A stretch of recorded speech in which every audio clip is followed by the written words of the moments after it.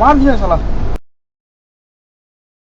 नमस्कार दोस्तों, मैं हूं प्रतीक। स्वागत है आप सभी का मेरे चैनल। किसी भी रोड या फिर किसी भी हाईवे से निकलकर जब आप एक्सप्रेस वेज पर जाते हो तो आपको बहुत ही अच्छा फील होता होगा कि हाँ भाई, यही रोड तो मुझे चाहिए थी। इसी रोड पर तो मैं टेंशन फ्री होकर गाड़ी चलाऊंगा। एक तो ये रोड्स बड़े ही चौड़े होते हैं, कई सारे लेन्स होते हैं और इन रोड्स पर आपको नॉर्मल हाईवेज के मुकाबले गाड़ियां भी काफी कम दिखती हैं, जिससे ना तो आपको गाड़ी चलाने में प्रॉब्लम होती है, एक स्पीड मेंटेन कर लो और आराम से चलते रहो। साथ ही साथ किसी गाड़ी को ओवरटेक करना है तो वो भी आप आराम से कर सकते हो बिना किसी टेंशन के। हालांकि जितने ज्यादा अच्छे और मजेदार ये एक्सप्रेस वेज दिखते हैं उतने ही ज्यादा खतरनाक भी होते हैं।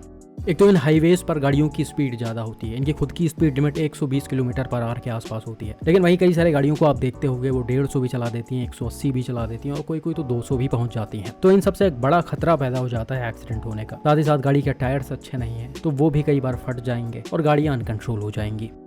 लेकिन इन सब में जो सबसे ज्यादा खतरनाक चीज होती है वो होती है डिस्ट्रैक्टेड ड्राइविंग। अब इसके भी कई अलग अलग पार्ट्स होते हैं, जैसे फोन चलाना हो गया, ड्राइविंग करते समय सामने से ध्यान हटाकर किसी से बात करना हो गया, नींद या झपकी आ जाना हो गया, या फिर हाईवे हिप्नोसिस को भी हम डिस्ट्रैक्टेड ड्राइविंग बोलते हैं। 2023 में छपे एनडीटीवी के एक रिपोर्ट के मुताबिक जब से मुंबई नागपुर समृद्धि एक्सप्रेसवे का इनॉग्रेशन हुआ है दिसंबर 2022 और मई 2023 के बीच में, इसमें करीब 39 लोगों ने अपनी जान गंवाई है और 143 लोग बुरी तरह से इंजर्ड हुए हैं। और इन सब एक्सीडेंट्स का या फिर लोगों के जान जाने का जो मेन रीजन था वो था हाईवे हिप्नोसिस, जिसे हम व्हाइट लाइन फीवर भी बोलते हैं। इसमें होता क्या है कि जब आप लगातार ऐसे रोड्स पर कई किलोमीटर तक गाड़ी को ड्राइव करते हो तो आपका दिमाग एक ऐसे स्टेट में चला जाता है जहां आपको समझ में नहीं आता कि सामने हो क्या रहा है। आप गाड़ी का स्टीयरिंग पकड़े रहोगे, गाड़ी चलती रहेगी, लेकिन कितना किलोमीटर निकल गया है, क्या हो रहा है आपके सामने, कुछ भी समझ में नहीं आएगा। और इसी ड्यूरेशन में कई बार गाड़ियां अपने आप ही अनकंट्रोल होकर इधर उधर चली जाती हैं या फिर सामने दूसरे व्हीकल को हिट कर देती हैं।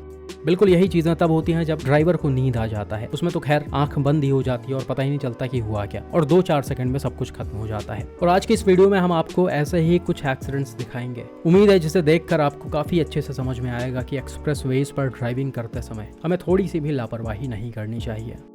ये पहला एक्सीडेंट उत्तर प्रदेश के आगरा लखनऊ एक्सप्रेस वे पर हुआ था। यहाँ पर आप देख सकते हो जो रोडें हैं वो काफी हद तक खाली हैं, 2-4 गाड़ियां ही सिर्फ दिख रही हैं, जिसमें सबसे आगे ये महिंद्रा की पिकअप है और ये बीच वाले लेन में चलाई जा रही है। इसके आगे कोई भी गाड़ी नहीं है।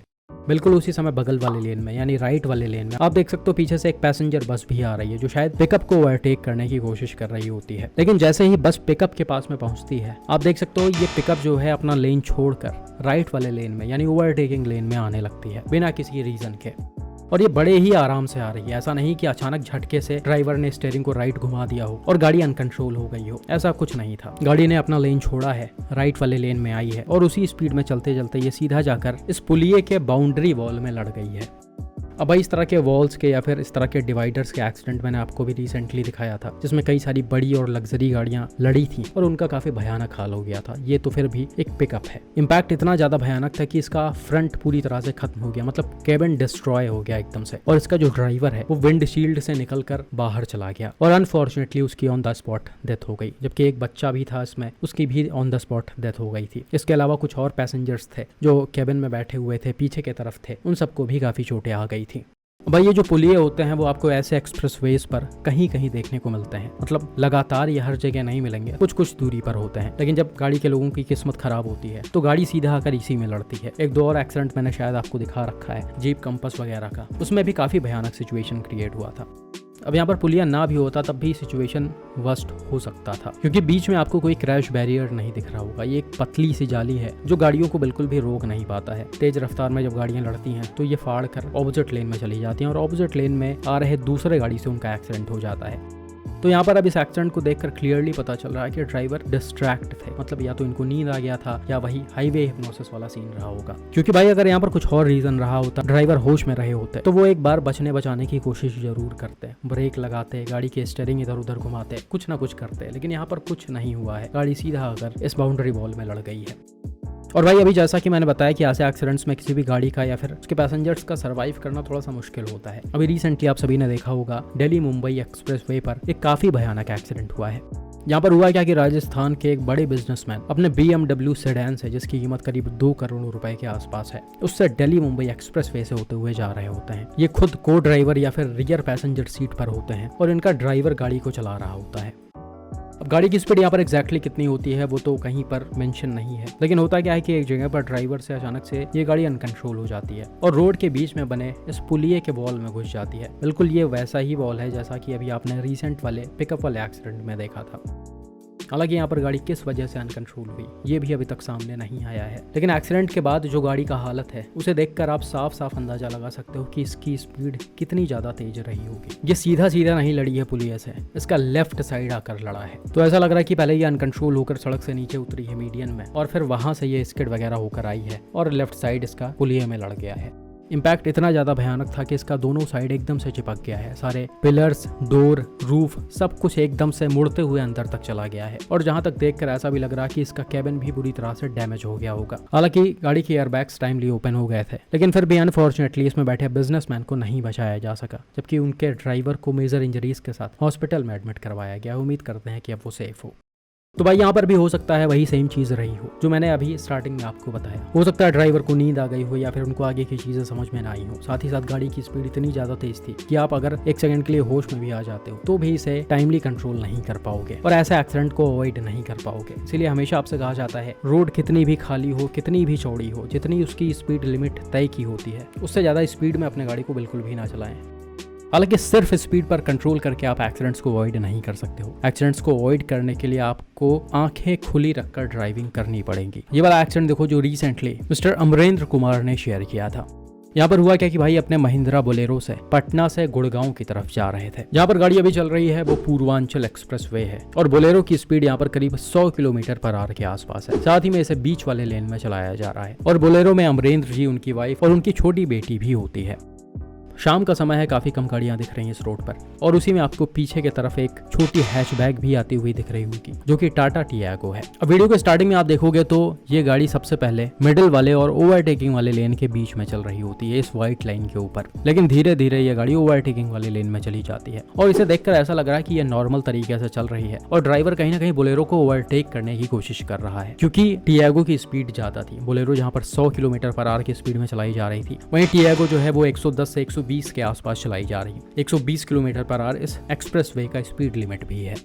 खैर जैसे ये टियागो बोलेरो के पास में पहुंचती है वैसे ही आप देख सकते हो ये गाड़ी ओवरटेकिंग वाले लेन को छोड़कर फिर से बीच वाले लेन में आने लगती है और स्पीड ज्यादा होने की वजह से ये सीधा आकर बोलेरो को बैक साइड से हिट कर देती है। अब स्पीड यहाँ पर ठीक ठाक था ये गाड़ी का, तो टक्कर के बाद ये तुरंत ही अनकंट्रोल हो गई है और पूरे सड़क पर स्किड होते हुए गाड़ी सीधा जाकर इस क्रैश बैरियर में लड़ जाती है और यहाँ पर भी टक्कर काफी जबरदस्त होता है। गाड़ी एकदम से उछल गई है, टायर सीधा जाकर इस बैरियर में लड़ा फट गया है तुरंत ही और गाड़ी के फ्रंट में और साइड में थोड़े बहुत डैमेजेस आ गए हैं। हालांकि ये डैमेज बहुत ज्यादा नहीं था लेकिन फिर भी थोड़ा बहुत गाड़ी डैमेज हुई है। साथ ही में इम्पैक्ट से गाड़ी के दोनों एयर बैग्स भी ओपन हो गए थे। हालांकि गाड़ी के अंदर बैठे पैसेंजर्स को बहुत ज्यादा कोई चोटें नहीं आई थी, सभी सेफ थे। सिर्फ 2 छोटे छोटे बच्चे बैठे हुए थे 5-6 साल के, उनके फेस में थोड़ी बहुत इंजरीज आ गई थी। जिसके बाद अमरेंद्र जी और इनकी वाइफ टियागो के लोगों की बच्चों की पूरी तरह से हेल्प भी करते हैं और तब तक कुछ और गाड़ी के लोग भी आ गए थे स्पॉट पर और इन्होंने ऐसा बताया कि जो टियागो का ड्राइवर था वो बहुत ही ज़्यादा शॉक में चला गया था, कुछ बोल नहीं पा रहा था और दोनों बच्चे एकदम से उससे चिपक कर बैठे हुए थे। टियागो के जो को ड्राइवर होते हैं वो एक्सप्रेसवे के हेल्पलाइन को कॉल करते हैं और शायद थोड़ी देर में हेल्प आ जाती है। अब भाई इस एक्सीडेंट का जो रीजन था वो था नींद आ जाना। एक्सीडेंट के बाद टियागो के ड्राइवर ने बताया कि उनको झपकी आ गई थी या फिर नींद आ गई थी, जिस वजह से उनको चीजें समझ में नहीं आई और ये चीज आप पहले से देख भी सकते हो। टियागो के ड्राइवर पूरी तरह से होश में नहीं है।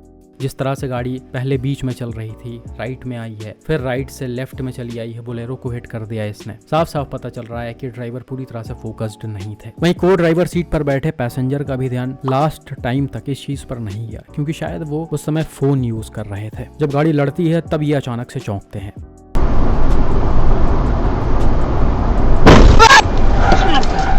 मार दिया पीछे से। अरे वो गाड़ी वाला, अरे हालांकि यहाँ पर टियागो के लोगों की और बोलेरो के लोगों की किस्मत बहुत ही ज्यादा अच्छी थी, जो कोई बड़ा या फिर मेजर एक्सीडेंट नहीं हुआ। इतने स्पीड में ये गाड़ी किसी हैवी व्हीकल के बैक साइड में घुसती या फिर कुछ ऐसा सिचुएशन क्रिएट हो जाता जिससे ये सड़क पर रोल हो जाती, तब आप समझ सकते हो कि अंदर बैठे पैसेंजर्स का क्या हाल होता। साथ ही में बोलेरो भी अनकंट्रोल होकर रोल हो सकती थी। ये थोड़ी बहुत स्किड हुई है जिसका आवाज क्लियरली आपको सुनाई पड़ रहा होगा, लेकिन इसे भी तुरंत कंट्रोल कर लिया गया क्योंकि ये बहुत ज्यादा तेज रफ्तार में नहीं चलाई जा रही थी। साथ ही में आप यहाँ पर क्रैश बैरियर की भी इंपॉर्टेंस देख सकते हो। क्रैश बैरियर था तो गाड़ी सड़क से नीचे नहीं उतरी या फिर नीचे पलटी नहीं गिरकर। अगर यहीं पर क्रैश बैरियर ना रहा होता तो जिस स्पीड में टियागो आई है, नो डाउट ये सड़क से नीचे कूद जाती और नीचे ठीक ठाक गहराई है, गाड़ी उधर जाकर पलटती तो काफी बुरा हाल हो जाता लोगों का। तो इसीलिए एक्सप्रेसवेज और हाईवेज पर इन क्रैश बैरियर्स का होना बहुत जरूरी होता है, जो कि अभी भी कई सारे रोड्स पर मिसिंग है।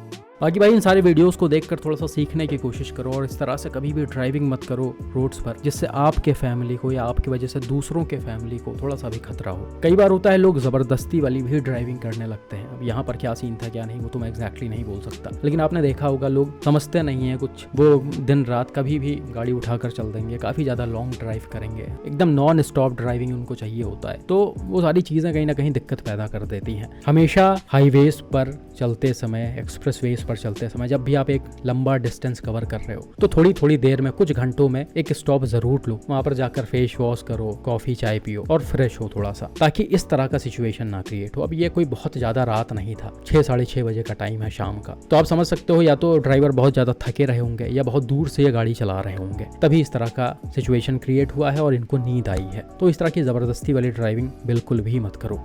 बाकी आपका ऐसे एक्सीडेंट्स पर क्या मानना है, कमेंट करके जरूर बताएं।